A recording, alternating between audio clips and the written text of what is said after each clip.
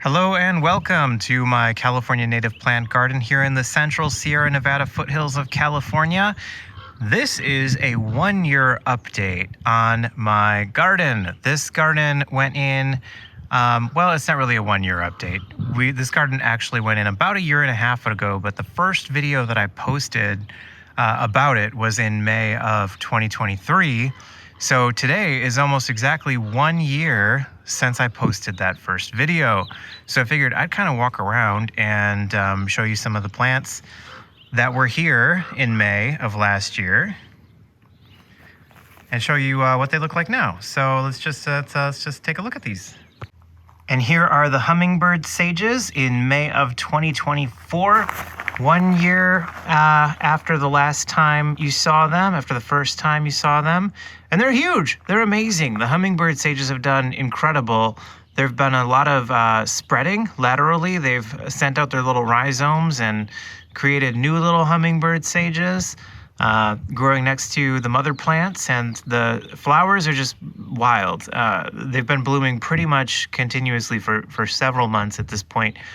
They seem to bloom almost all the time, except for in the summertime when they start to go dormant, and they just kind of sit out the heat of the summer. But yeah, they're amazing, these hummingbird sages. The hummingbirds do love them per their namesake, as do all the bumblebees and everybody. So yeah, they're just great. And check out that monster in May of 2024. This is the Elderberry. This is the one that has grown the most over the past year. It was pretty small when I first showed it to you. It's absolutely gigantic now. It's, I don't know, 10 feet tall, maybe, and about to bloom. There's little flower blossoms developing on this guy. Some of the ones along the roadsides are actually already blooming, so this one might be a little bit later than those ones, maybe because it's just so young. But yeah, just an amazing, amazing amount of development on the elderberry. I'm doing my best to try to remember what this garden looked like when I did that last video. I believe in that last video there were field sedges, California field sedges here and over there. But last year I did decide to pull those out in December because they were spreading just way too aggressively. I really wanted like a California bunch grass in that spot, but they were out of deer grass, so I tried the field sedge. But it was just really, really aggressive in its spreading. So I replaced it with, this is a Dara's Choice Sage. And then over there I have some common yarrow that I put in as well. The deer grass that I put in last year have done some interesting things. The ones that I put in early in the season, originally, the original deer grass plantings were actually 1 gallon deer grass. And I believe it was this one right here, which has done almost nothing. I know there's a lot of weeds in there, but yeah, it really hasn't thrived very much. All the deer grass that went in from 4-inch plugs as opposed to 1 gallon pots have done much, much, much better. And they do a great job of providing, you know, greenery in the summertime, especially after everything else kind of goes to sleep. They provide a lot of contrast with the plants around them. So I believe in that video from last May, I already had the Radiant Manzanita, which is in this chunk here of poppies somewhere way down there. Here's some poppies, here's some volunteer red maids that have popped in too. I love those guys. Oh, there it is. This is what's left of the Radiant Manzanita.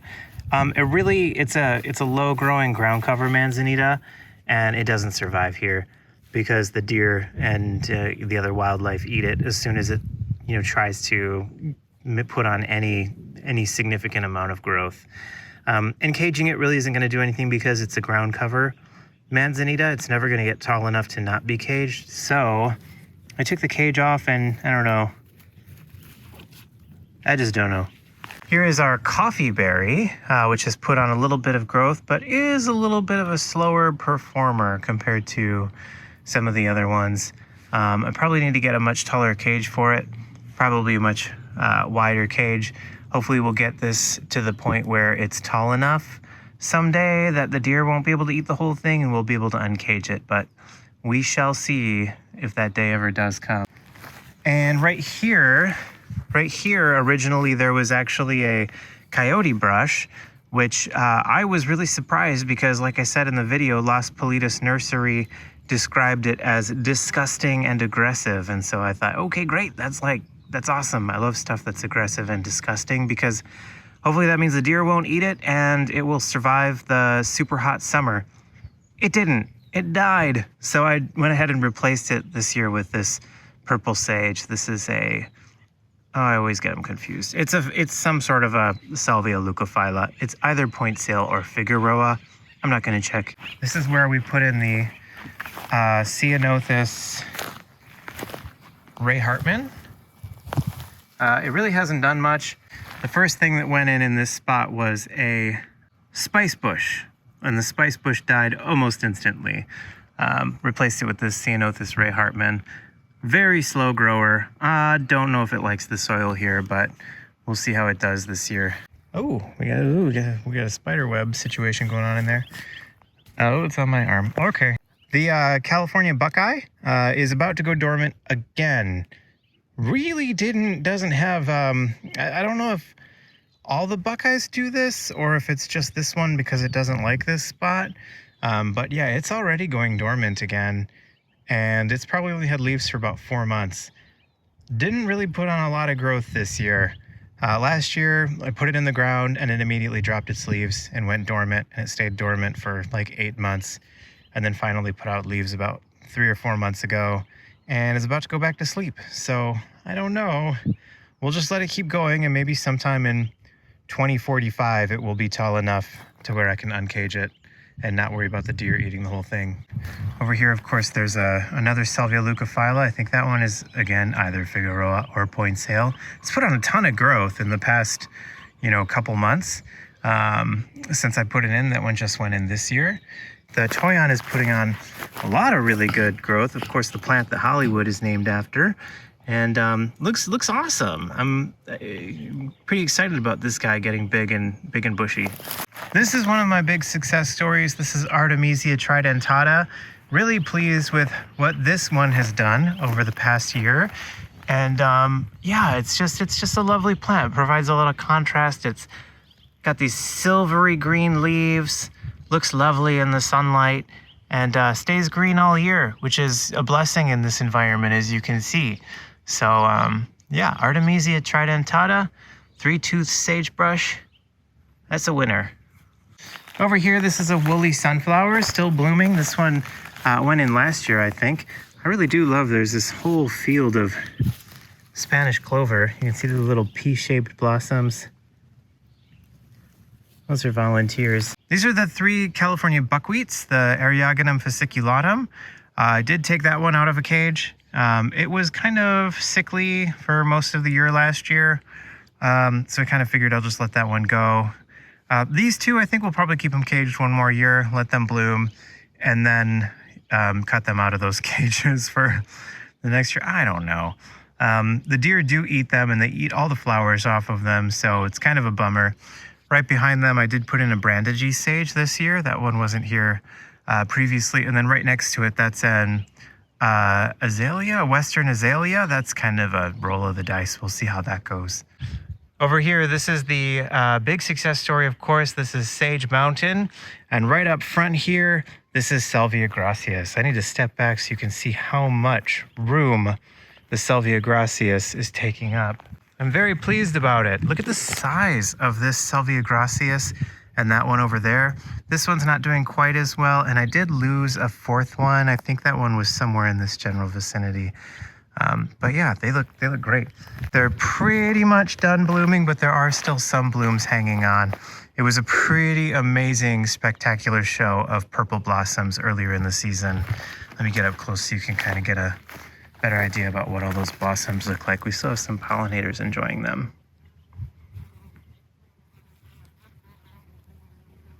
Not a native bee, but beggars can't be choosers. Originally, there were 2 Dara's Choice sages in here somewhere. Those died pretty early on. I don't know why Dara's Choice hates my guts, so I've pretty much given up on it. I am really loving the way that the Penstemon GMR White looks. This one wasn't here in the May 2023 video yet. I think I put it in June of 2024, so this is going on its second year, and it just looks great. I did put in 2 more of them. They're just much less mature. You can see some of the white blossoms right up here. Oh, and there's some right there too. Yeah, those ones are blooming. Those ones should hopefully look like that big one next year. I'm really excited about that. And then over here to my left, these are the white sages. These ones went in December of this year, December 2023. So these are about 6 months in. Of course, last year I did put in a dwarf white sage, and that one bloomed and looked amazing and then just died all at once. So I replaced it with 2 of these Salvia apianas, or white sages. This is the celestial blue sage, and this one is a later bloomer. So once all these other plants stop blooming, I think that's when we'll get the celestial blue blooms. You can see the buds starting to develop. These, of course, have spectacular blue blossoms, and it's put on a pretty impressive amount of growth in 1 year. So pretty pleased with that guy too. And then an Eleanor monkey flower, which went in June of 2023 and is just spectacular. It's just giving us an incredible show right now. Look at this guy. Beautiful.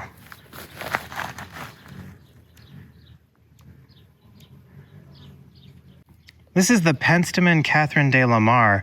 This one went in December 2023, so this is one of the new arrivals.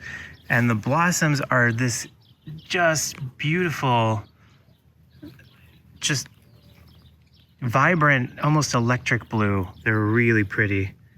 And of course, these are the Penstemon pseudospectabilis. Looking pretty leggy at this point. That's what they look like in the late season. The blossoms are just amazing. And they're just massive. I think they're probably, I don't know, 8, 9, 10 feet around. Both that one and this one right in front of me. Just the most explosive show when you compare these to what they look like when they went in and when I filmed my video in May. Just incredible amount of growth. Okay, and let's address this behemoth. How do you even get this all in this shot? Amazing. This is the Starlight sage. This is going to be one of the most shocking comparisons between May 2023 and May 2024. Look at the size of it. It's, I don't know. I don't even know. 15 feet wide, maybe, from that 1 gallon pot that went in. And that tiny little plant that you saw in May of 2023. Just amazing amount of growth for 1 year. Really gives credence to the creep. What do they say? They say sleep, creep, and leap. The California natives sleep in their first year, they creep in their second year, and they leap in their third year. Well, I don't know if you can consider this its third year. Let's think about that. It went in December 2022. So its first season would have been June of 2023. This is its second season. If it's going to leap next year, it might leap right out of the garden.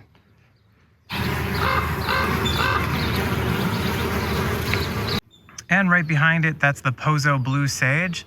And that one is in full bloom. Now, again, quite a comparison when you compare the Pozo Blue Sage that was here in May of 2023 to what it has become in May of 2024.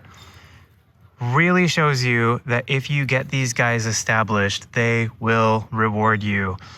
I lost a lot of the plants that I planted in December of 2022 and June of 2023. And I have a video kind of cataloging all of the plants that I lost. But man, the ones that got established, that were happy where they were, look at them now. Just spectacular. Right in front of me here, this is the Monica Manzanita. Really put on a ton of growth. Finally has a taller cage. I've been saying that for months and months now that I needed to put a taller cage on it. And I finally did. And it's probably put on a foot since I put on that taller cage. So I wonder how much grazing it was subject to by deer, probably quite a lot.